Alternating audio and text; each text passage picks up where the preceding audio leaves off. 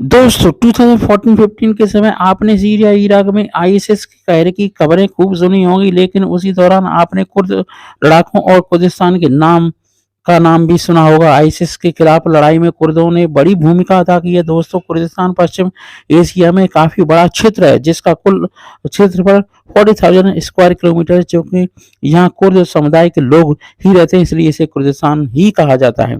इसका बड़ा क्षेत्रफल होने और लगभग 30 मिलियन कुर्द आबादी होने के बावजूद इन लोगों को अपना खुद का देश नहीं मिला है। कुर्द लोग एक लंबे अरसे से स्वतंत्र राष्ट्र के कुर्दिस्तान की मांग कर रहे हैं, और आज भी आधिकारिक नक्शे पर कुर्दिस्तान नहीं दिखेगा।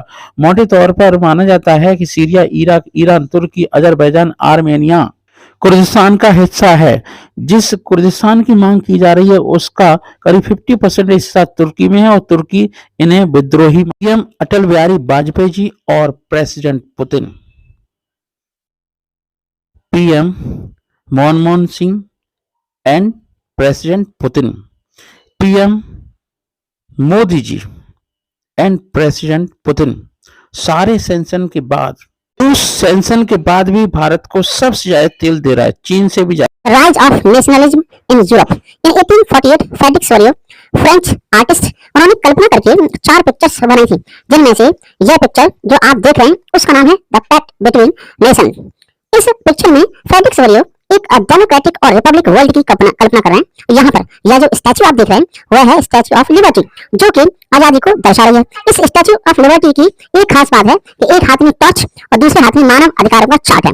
मूर्ति के सामने जमीन पर मोनार्ची या मोनार्चियल सिस्टम का कचरा पड़ा हुआ है, यानी कि राजा महाराजाओं के मुकुट, कपड़े, उनके वस्त्र, अंगवस्त्र, आभूषण और भी राजशाही वस्तुएं जमीन पर पड़ी हुई थी। इनमें से आर्टिस्ट हैं और ये बताना चाहते हैं, हमें ये बताना चाहते हैं कि जो लंबे लाइन में लोग आ रहे हैं, कैसे वो मोनार्की सिस्टम को सिरे से नकार रहे हैं और कचरे को छोड़ते जा रहे हैं, मतलब राजा महाराजा के शासन को ध्वस्त करते जा रहे हैं और स्टैचू ऑफ लिबर्टी आजादी की ओर बढ़ते जा रहे हैं। यह देखकर उनकी गॉड ईसा मसीह जीसस आसमान से परियों के रूप में आशीर्वाद दे रहे हैं। Thank you so much.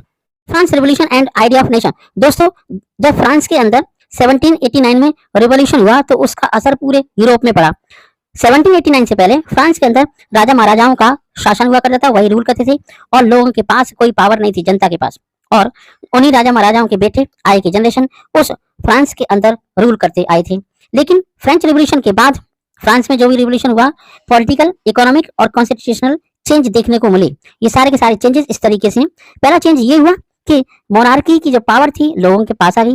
दूसरा चेंज हुआ कि फ्लैग चेंज कर दिया गया पुराने राजा महाराजा का और नया फ्लैग। थर्ड ये हुआ कि फ्रांस के अंदर पूरी फ्रेंच लैंग्वेज को एस्टेब्लिश कर दिया गया। फोर्थ ये चेंज हुआ कि नेशनल एंथम बनाया गया, इम्पोज भी किया गया और सक्सेसफुल भी हुए।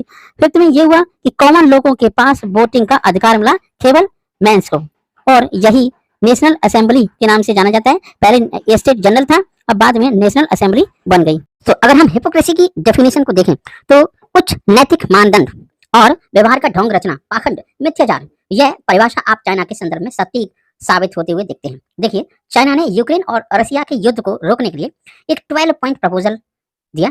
इसका पहला बिंदु है respect the sovereignty of all countries, और चाइना डेली बेसिस पर ताइवान और साउथ चाइना सी में अपने दिए गए इस बिंदु को विड्रॉ करता है। लगभग हर महीने चाइनीज जेट ताइवान के एयर स्पेस में प्रवेश करते हैं और ताइवान की प्रभुसत्ता को चैलेंज करते हैं। और साथ ही क्या चाइना ताइवान की स्वतंत्रता मानने को तैयार है? नहीं। इसके अलावा साउथ चाइना सी में चाइना 9 डैश लाइन के थ्रू मलेशिया, ब्रुनेई, वियतनाम के एक्सक्लूसिव इकोनॉमिक जोन को भी इन्फ्लुएंस कर रहा है। साथ ही हमारे बॉर्डर्स, इंडिया के बॉर्डर्स पर भी चाइना एलएसी के अलोंग लैंड ग्रैबिंग करने की कोशिश कर रहा है। प्यारा भारत दुनिया की सबसे बड़ी डेमोक्रेटिक कंट्री है। भारत में पार्लियामेंट्री सिस्टम है, सेंटर में प्राइम मिनिस्टर होते हैं लाइक पीएम मोदी जी, स्टेट में यूपी जैसे सीएम योगी जी। इंडिया में 28 स्टेट्स हैं और स्टेट का मुखिया होता है सीएम। इंडिया में 8 यूनियन टेरिटरीज हैं। सबसे पहले हिमाचल प्रदेश के बारे में बात करते हैं। हिमाचल प्रदेश के सीएम हैं सुखविंदर सिंह सुक्खू। ये भारतीय राष्ट्रीय कांग्रेस के सबसे बड़े नेता हैं और लोअर हिमाचल से आते हैं। इन्होंने 11 दिसंबर 2022 को एज ए सीएम शपथ ग्रहण की और इन्हें एक इन्होंने नदौन असेंबली से, है ना, बीजेपी के कैंडिडेट को हराया है, जयराम ठाकुर को।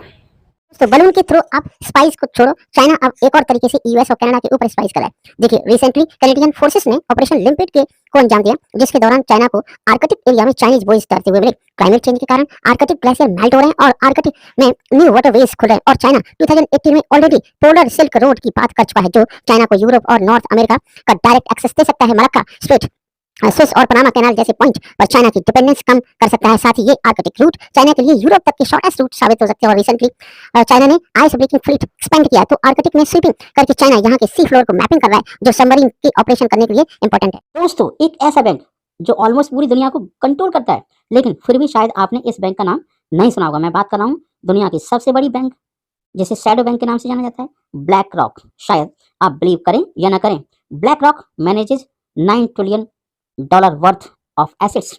ब्लैक रॉक के सिस्टम्स इतने एक्यूरेट और क्लीन हैं कि 2008 के ग्लोबल रिसेशन के दौरान यूएस ने ब्लैक रॉक से मदद मांगी थी।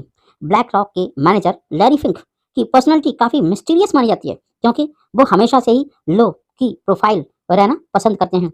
लैरीज का इन्फ्लुएंस पूरे यूएस को रिसेशन तक में पुश कर सकता है। एप्पल, माइक्रोसॉफ्ट, फेसबुक जैसी मशहूर कंपनीज में भी ब्लैक रॉक एक मेजर शेयर होल्डर है। लेकिन क्या एक कंपनी के पास इतना मैसिव इन्फ्लुएंस होना सही है या गलत है? आपकी क्या राय है? Please comment.